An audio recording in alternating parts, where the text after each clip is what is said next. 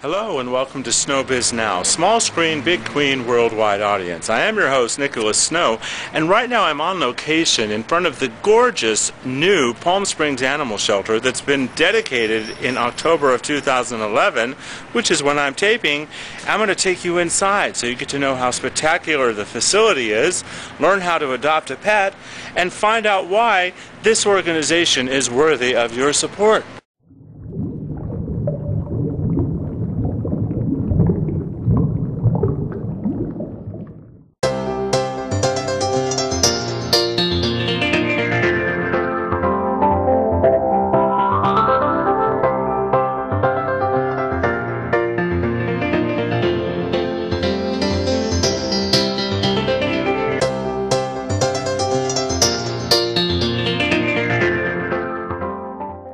On October 22nd, 2011, the brand new Palm Springs Animal Shelter opened with great fanfare.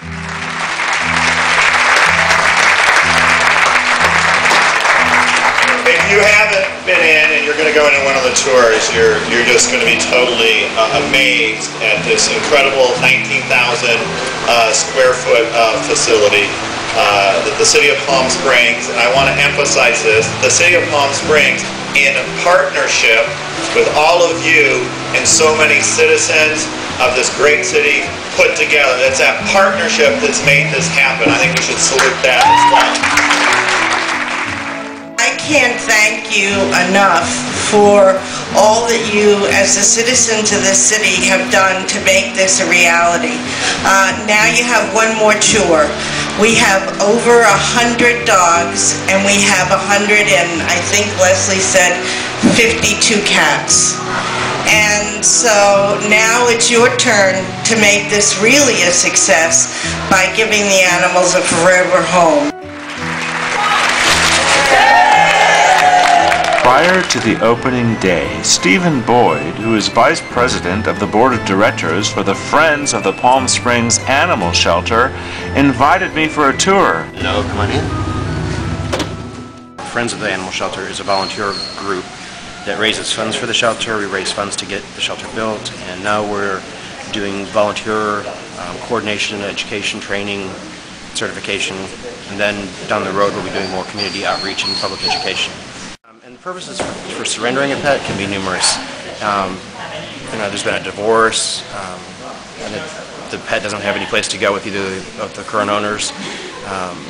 Someone's lost a job and they've lost their house and they're going into an apartment that doesn't allow pets. Just purely financial reasons, they've lost a job and they can't afford to pay to keep the pet anymore.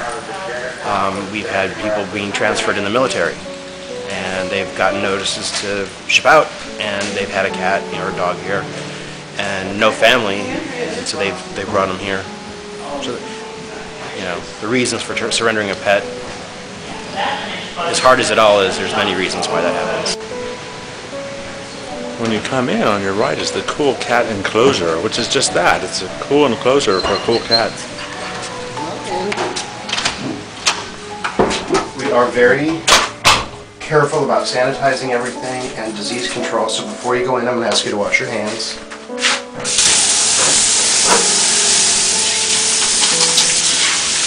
Everybody would be escorted by a volunteer if they're coming back in here. And this is so I don't give a disease to the cat? Correct. Oh, this one's smart. Hello. Do you know this cat's name? That one is Moo. Moo. Hello, Moo. And this kitten has been in here since she came in last week. Now you can see is the eyes in there. Oh. She's sweet, but she's shy. They love to be in the sunshine. Oh. Hello. There you are. Oh. There's you are, sweet little girl. You're just a little shy. Until we get to know you. at any given time, about how many cats do you have here that are being cared for? Anywhere between 70, 80. And that includes anywhere between 10 to 20 in the community cats room. We have a lot of kitten litters that are being basically in quarantine until they're old enough for their spay and neuters. Then they'll be put up for adoption. And then we have a bunch of kittens and cats that are back here for adoption, which we'll look at next. Wow, such nice digs for the cool cats. They are happy in here. They were purring away the first hour they were here. One of them's on hold. Probably has an adoption pending. Okay. That one's getting some medicine for an upper respiratory. Yeah, that one's got an upper respiratory infection, so he's getting some antibiotics. Okay. And the first block down on the left is the new Palm Springs Animal Shelter. It's 4575 East Mesquite Avenue. Yes, it is. We sure do. All right, take care. All right, let's get on with the tour. The animal shelter is a municipal city animal shelter. It's staffed by city employees. The board functions to raise money for the shelter, to build the shelter. That has been our primary mission, was to raise the money to build the shelter the way we wanted it. But our mission and our goal is now changing a little bit to more community outreach, education, fostering the TNR program, and reaching out to the schools, to children, and of course the volunteer program. Started out with Jim Chiaffi, one of the local architects who has done a lot of mid-century modern architecture in Palm Springs and in the valley, which was basically more of the exterior kind of design. Then we hired an architect, George Myers and Associates, and George is very well known for doing animal shelters throughout the country. And he's done, I think, 30 plus. And as you can see as we walk through the shelter, he's very detail-oriented and he's very experienced in animal care facilities like this one. We've got artwork throughout the shelter, and we've got more coming in. Some have been donated by local artists. We're actually using that artwork on merchandise. We've got a set of green cards we just released. The ones behind me up on here were chosen, selected for the end of the corridor to set the mood. It's fun, lighthearted, it's a good environment, it's not your typical dog pound, and we wanted people to immediately sense that this is a different environment. It was a positive, happy, good environment. Animals coming into the shelter now, one of the first things that's done is getting them photographed. Okay. Especially if it's a stray or a surrender, we get them up online within a couple hours. Okay. But these guys came in, and so many came in so fast. They all didn't get their photographs, but they're camera hogs now, you can see.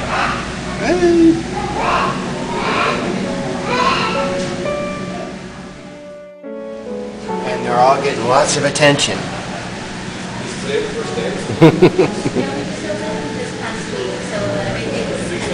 Yeah, got a shot of one. We still need a lot more volunteers.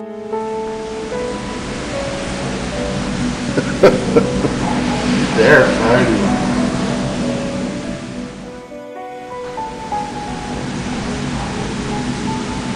It looks like it's going to be a little Maine Coon cat. Big paws.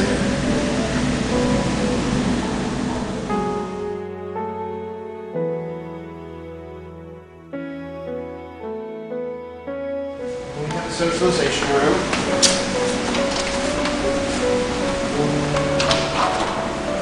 This room will be used for dog training. We have a behaviorist that will come in and evaluate dogs. If we've got a potential adopter who wants to know the history and how an animal behaves around other children, other pets, treats, loud noises, that kind of stuff, our behaviorists will be able to evaluate the dog and give them a full recommendation. When they kind of say, oh, I would really like to see that cat or that dog, then we get a volunteer involved. And they'll take it out of the kennel, take it in one of the socialization rooms, and sit with the potential adopter and let them hold it and see how it gets along. That's one of the great things about the community room for the cats, is an adopter can go in and actually sit down on the floor or on one of the chairs or whatever and sit with an animal in their lap and see if they get along. We have 4 canine suites right here, which are for kind of the show dogs that we want. They've either been here for a while and we want to kind of give them more exposure, or are exceptionally highly adoptable. And we try to give them a little extra space and a little extra publicity up in these suites. We're actually going even one step further. We are doing UPC barcodes for all the animals. So you can scan the barcode on the cage or the kennel or the suite, check it on the collar, check it in the computer system, and if everything matches it, we're good. It keeps everybody organized. I know, you just want to know.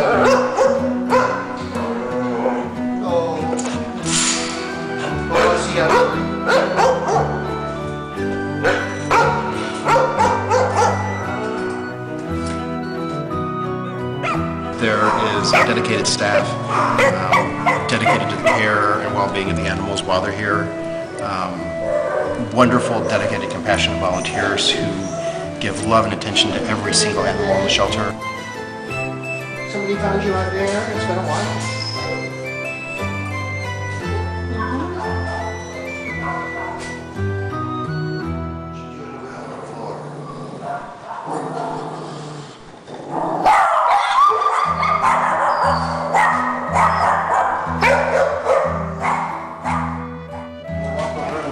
Side and see the more of the staff, animal control officer side, where we do laundry and food prep. So all the dogs that are on those kennels on that side are up for adoption and available immediately. All the dogs on this side are going through their holding period, their 14 period evaluation, and once they go through their state holding periods, then they'll move over to the adoption side.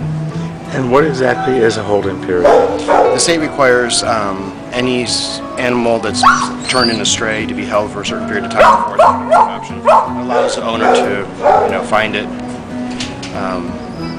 The dog's going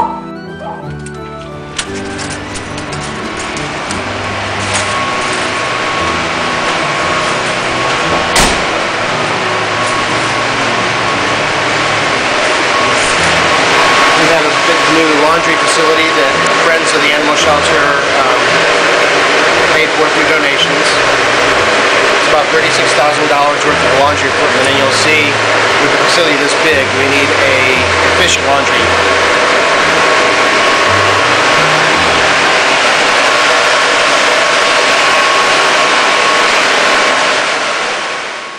In the news reports, they were saying this is a multi-million-dollar facility, but when you come here, you can actually see why. Yeah.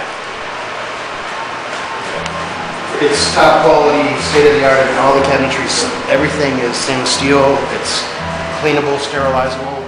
We have staff intake, so if the animal control officers are out in the field and they bring an animal back in, they can actually come into the Sally Port, which is an enclosed room off the driveway. This is the Sally Port? Sally Port. Animal control officers would come in, and if they picked up an animal or a vicious animal, they would bring it in here, close the gates so they can't get out, and then actually put it into a temporary holding kennel. And if police officers were out during the night or on the weekend when animal control staff is not on duty, they can pull in, open the door, pull in, and put the animal in here with the note, that they were picked up. Then as soon as somebody comes in, they would come back into the exam room. Any animal that comes in immediately gets vaccinated and gets preliminary evaluation here, decide where it's going to go in the shelter, whether it goes to quarantine or whether it goes into general population over on this side. Gets kennel numbers assigned, all that stuff, photographs are taken. Another really nice part about our shelter is we have a full medical wing. So we can do initial stuff in here, we can take vitals, basic medical treatments in here. If we need to shave them or prep them for spay and neuters, we've got a central vac system so they can do all the shaving in here. This is a little bit more advanced medical treatment. We will have 5 anesthesia machines and 5 oxygen systems, so that as we're doing spay and neuters, we have 2 surgical tables to do that. but the surgeons can have all the animals prepped by vet techs before they actually get into surgery, so that they're anesthetized, they're shaved, sterilized. They go in and get spayed and neutered, and the volunteers then either hold them, bring them out of the anesthesia, try to do the recovery. It makes it a lot faster. And we have kennels for some of the larger dogs that are getting spayed and neutered to come into recovery. Line surgical tables. These are V-shaped, V-topped, heated tables. The heated part of it keeps the animal's body heated. When they're being operated on, a lot of times it goes up like a lot of body heat. This keeps them warm and it helps with the recovery. The vital monitors and oxygen system, anesthesia, everything still goes in here. We've got a gas scavenger system which will take any fumes out. As animals are anesthetized with gas before surgery, as they breathe, that gas escapes. So you have to have a scavenger system to pull any of those fumes and anesthesia gases out of the air. One of the unique features with the shelter, and in fact it's the only building in Riverside County that uses reclaimed water on the inside of the building. The water treatment plant is right across the street, and we actually have a main line that runs over here with reclaimed water. And all of our cleaning is done with a pre-mixed disinfectant, reclaimed water, and a high-pressure system. We don't have to use this regular hoses. These plug into an outlet in each of the walls, in all of the kennels and all of the wards, and can be rolled around by a volunteer. And it's a super high pressure that will disinfect and clean everything. And then all the drains are basically like a flush system. When everything's washed down the drains, we actually have a flush, like a toilet flush, and it will force high pressure water through the entire drain system and out of the shelter, so that nothing is laying in the drains that's going to cause odors. And you can stand with me here, and we're in basically a full shelter, and there's almost no odor. We have a full grooming salon. So as animals come in, they get bathed. If they have fleas, they get treated for fleas. Any animals that are going over to the public adoption side are going to go through here and get prettied up and get their little haircut and all that stuff. Keep everybody clean. So this is a doggy bathtub shower? This is a doggy bathtub shower, and for purpose we did this is we actually have some very large dogs, as you've seen, and we have a lot of volunteers that can't necessarily lift a 90-pound dog. So we can walk them up, walk them in, and hose them down.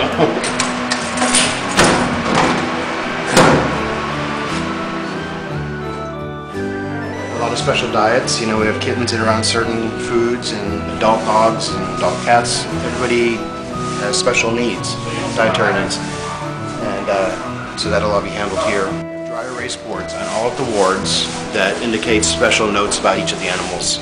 If there's something with, you know, Shiva and number 2A, that the next volunteer, they need to let the next volunteer know. They can leave a note on the dry erase board, as well as the chart. Everything goes in the chart, but you know, it's just a good way to pass along information immediately, like needs medicine every 4 hours.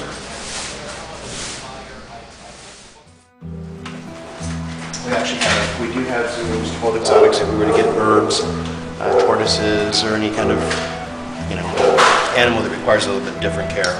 What's the most exotic animal you've had in your tenure with the clinic, with the shelter? The shelter? I think the biggest thing was the snake we had for a while. What kind of snake was it? I don't know. It was big, you didn't go near it, I take it. You're not into snakes. I like snakes okay when they're behind the glass. Ah. We also have an examining and intake room up front. So if somebody were to come in the lobby and surrender an animal, they would come in through here, and animal control officer would take the animal back into the examining room here, and again do the evaluation, vaccines, and determine where it's going to go into the shelter for its holding period. You know, and if it's a big dog, maybe it's got a kennel by itself. If it's a small dog that's well socialized, sometimes they like to put it in with another small dog so that they have a playmate. Staff lounge, volunteer lounge, staff dressing room. This area is our volunteer and staff area for entering data into the computers and all the databases. We use a animal tracking system called Chameleon, which is a pretty standard for animal shelters and animal control offices. They do licenses, they would issue the paperwork out of here. Phone calls are transferred back with questions, and if anybody, calling in with investigations, complaints, one of the volunteers, one of the staff members would handle that. This is the hot seat. This is central for our shelter. Everything kind of funnels through here right now. So it takes a special kind of volunteer to man the front phones and lobby and everything else. This is a counseling room if potential adopters want to sit and have never had an animal before. One of our volunteers or counselors will sit with them and talk about, is your yard fenced, and not leaving them out at night, and not leaving them in the car, and kind of going through the whole packet of information they get when they adopt a pet. We do have a volunteer center where volunteers will come in when they come in to start their shifts. They will be able to come in and use the computers to log in. Log in their time so that all the hours are tracked, because that's all has a value for friends to the city. Kind of track what they're doing and who's here, when, and all that stuff. One of the features we did build into the shelter is a community room. It allows us to do orientation, training, hold fundraisers, parties. We can rent the space out to people who need a community space to have a birthday party or fundraiser, whatever they want to do. We've got a great outdoor patio. So someone who's viewed this video, they're touched, they're moved, they're tearful, they're inspired, what is their next step? Well, if they don't have an animal, they need a friend. They need to come and adopt an animal. If they don't want to adopt an animal, I would encourage them to come and do some volunteer work. The community has given enormously of itself so that we could build this magnificent shelter. I encourage everybody to come in and visit this in Palm Springs, see the shelter, be proud of it, see the animals, see the care they're getting. Continue to give and fund the programs that Friends of the Palm Springs Animal Shelter are moving forward with. What motivates and inspires you to continue to give your time and energy? For me personally, it's to see that kitten go home to a new family.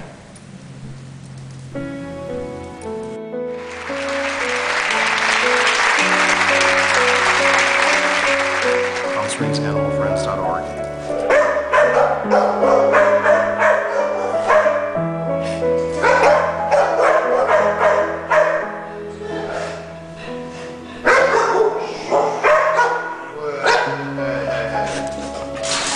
I know, you just want to know.